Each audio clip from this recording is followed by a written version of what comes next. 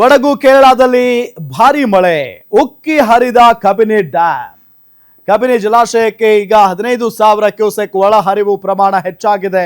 ಒಳ ಹರಿವು ಹೆಚ್ಚಳ ಹಿನ್ನೆಲೆ ಕಬಿನಿ ಡ್ಯಾಂನಿಂದ ನೀರನ್ನ ಬಿಡುಗಡೆ ಮಾಡಲಾಗ್ತಾ ಇದೆ. ಒಂದ್ ಕಡೆ ರಾಜ್ಯದಲ್ಲಿ ಮಳೆ ಇಲ್ಲ ಅಂತ ಬರ ಆವರಿಸಿಕೊಂಡಿದೆ ಅಂತ ನಾವು ಮಾತಾಡ್ತಾ ಇದ್ವಿ. ಎಕ್ಸಾಕ್ಟ್ಲಿ ಹೌದು, ಉತ್ತರ ಕರ್ನಾಟಕ ಮತ್ತು ಕಲ್ಯಾಣ ಕರ್ನಾಟಕ ಭಾಗದಲ್ಲಿ ಮಳೆ ಇಲ್ಲ, ಬರ ಇದೆ.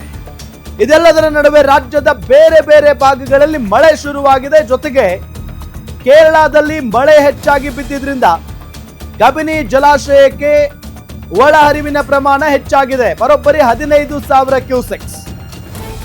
ಒಳ ಹರಿವು ಹೆಚ್ಚಳ ಹಿನ್ನೆಲೆ ಕಬಿನಿ ಡ್ಯಾಂನಿಂದ ನೀರು ಬಿಡುಗಡೆ. ಕಬಿನಿಯಿಂದ 8,000ದಿಂದ 10,000 ಕ್ಯೂಸೆಕ್ ನೀರು ರಿಲೀಸ್ ಮಾಡಲಾಗಿದೆ. ಈಗ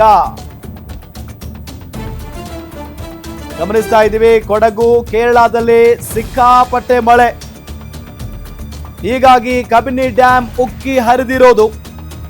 ಕಬಿನಿ ಜಲಾಶಯಕ್ಕೆ 15,000 ಕ್ಯೂಸೆಕ್ ಒಳಹರಿವು ಹೆಚ್ಚಾಗಿದೆ.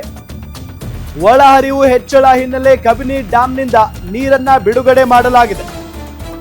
ಕಬಿನಿಯಿಂದ 8,000ದಿಂದ 10,000 ಕ್ಯೂಸೆಕ್ ನೀರನ್ನ ರಿಲೀಸ್ ಮಾಡಲಾಗಿದೆ. ಆ ನಿಟ್ಟಿನಲ್ಲಿ ಈಗ ಕಾವೇರಿ ವಿಚಾರಕ್ಕೆ ಸಂಬಂಧಪಟ್ಟಂತೆ ಏನು ಗಲಾಟೆ ನಡೀತಾ ಇದೆಯಲ್ಲ, ಯಾವುದೇ ಕಾರಣಕ್ಕೂ ತಮಿಳುನಾಡಿಗೆ ನೀರು ಬಿಡಬಾರ್ದು ಅನ್ನೋ ನಿಟ್ಟಿನಲ್ಲಿ ನೀರೀಗ ತಾನಾಗೆ ಹರಿದು ಹೋಗುತ್ತೆ. ಆ ಕಡೆ ಏನು ಮಾಡೋಕ್ಕಾಗಲ್ಲ.